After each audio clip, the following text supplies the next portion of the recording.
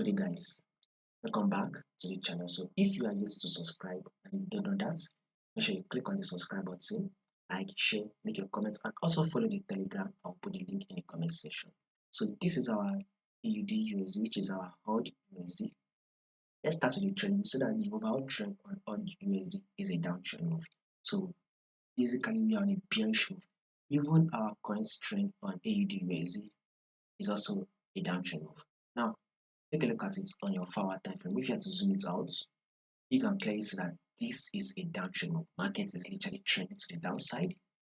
This is also our current trend, and you can clearly see that this current trend is also a movement to the downside. So with this movement that we got in, which is a pullback here, before we eventually add that drop, right? This is the drop that AUD USD has given us, which is this drop.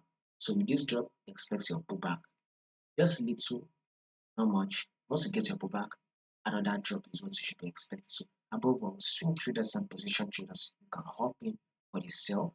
For day traders, wait for your pullback when you hop in the sell. So subscribe to stay updated.